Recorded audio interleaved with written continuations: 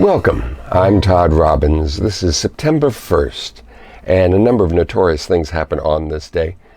Let's just tell you about a few of them. Starting off in 1739, 35 Jews were sentenced to life in prison in Portugal, Lisbon, Portugal. Their crime? Being Jewish. In 1807, Aaron Burr was acquitted on charges of plotting to set up an empire. There's a little something you didn't see in the musical Hamilton, did you? No, you didn't. And on this day in 1914, it was the end of an era. The last of the breed passenger pigeon dies in the Cincinnati Zoo. The last passenger pigeon, her name was Martha. The end of that little species there. And the next year, in 1915, the German ambassador assures the United States, pledges that ocean liners will not be sunk, British ocean liners will not be sunk by the German U-boats, the submarines. There had been a number of incidences. The most noted is the Lusitania that was sunk in May of 1915, and then also the British ship Arabic was sunk just a few days before this assurance. It didn't help. No, things just worsened until the United States entered in April of 1917, entered World War I. And moving along here, in 1922, New York City, only New York would do this. They passed a law requiring pool halls to be referred to as billiard parlors. Different name, same thing. And also on this day in 1932, a magnitude 7.9 earthquake strikes Tokyo and Yokohama. The death toll was 42,000 people. 42,000, dear. In 1932, another shakeup of a different kind happened in New York City. The mayor of New York, James Walker, better known as Bo James or Gentleman Jimmy, he resigns after being accused of corruption and graft. Yes, everyone knew he was corrupt and he was on the take. It was, in a strange way, part of his charm. He truly embodied the jazz age of the 1920s, the lawless time during Prohibition. There were a number of times that there were raids of speakeasies by the New York police, and they came storming in only to find the mayor sitting in the speakeasy and enjoying himself. Moving right along here, in 1938, Benito Mussolini, the dictator running Italy, canceled civil rights of Italian Jews. It was not a good day, September 1st, to be a Jew.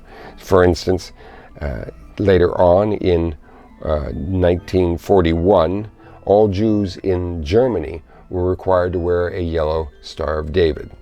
It made them easier to find.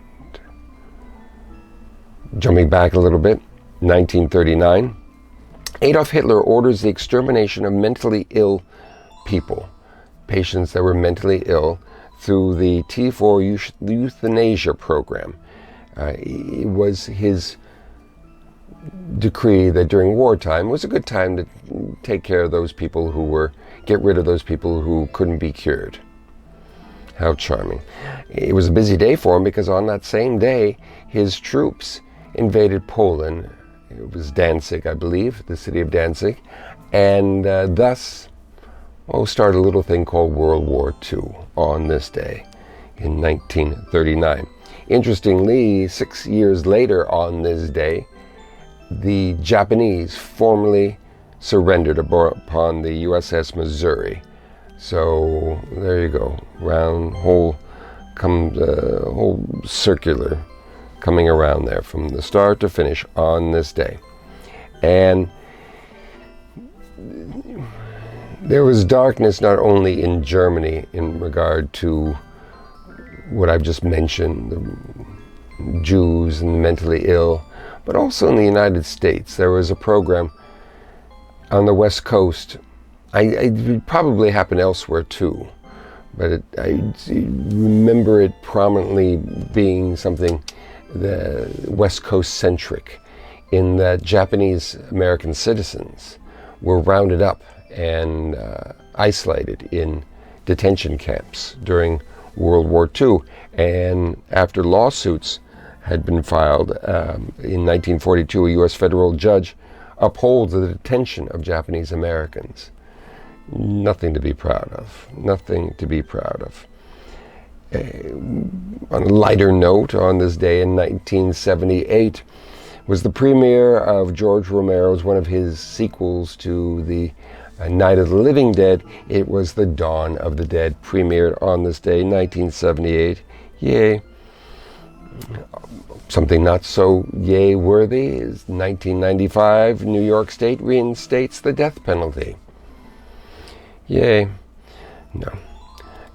On this day in 2004, the Breslin school hostage crisis begins when armed terrorists take hundreds of school children and adults hostage in Russia. It didn't end well. 2018, speaking of something that ended well, not a happy day, Aretha Franklin's funeral happened on this day. It was attended by Stevie Wonder, Ariana Grande, we'll get to her in just a moment, and Bill Clinton, and there was a procession of 140 pink Cadillacs. And also on this day, Bishop Charles H. Ellis III. Again, remember what I said just yesterday about people with three names and numbers after you can't trust them. It's a good example. Bishop Charles H. Ellis III apologizes for groping Ariana Grande at the funeral of Aretha Franklin. Not a pretty thing. On this day in 1967 was the death of a very notorious woman, Elsa Koch. Elsa Koch. She was a Nazi war criminal, and she was known as the bitch of Buchenwald, excuse me. The bitch of Buchenwald. And she hung herself in prison on this day in 1967. She was 60 years old. And to finish off here, we'll talk about some birthdays. A number of violent men were born on this day. Starting off with, in 1866, James J. Corbett. He was a prize fighter and the best in the world at his time. And he brought a finesse to boxing. It had been such a brawler sport, bare knuckle, rough and tumble, and he used a little more skill than most of the fighters, and that's why he was so good. Revolutionized the game. And another amazing fighter was born on this day many years later. In 1923, it was Rocky Marciano, who was undefeated as the heavyweight champion. He died just a day or so ago in a plane accident, in 1969, but he was born on this day in 1923. And finally, in 1971, Jimmy Superfly Snuka was born in Fiji. He was an American professional wrestler who changed the form of the sport. Really? I don't know if you want to call it sport. The performance. It's more accurate. I know that's going to piss off a number of professional wrestling fans, and yet, let's be very honest about this. He took it to new heights, literally, in that he was the one who made famous the getting on the top rope and flying off and jumping on his opponent and knocking him out, jumping from the top rope outside of the ring, all of these high risk and very, very dangerous maneuvers. He was the guy who really set the high bar for all these acrobatics that has changed professional wrestling as we know it, made it much more exciting, much more dangerous, and he passed away in 2017, but he was born on this day in Fiji. Jimmy Superfly Snuka.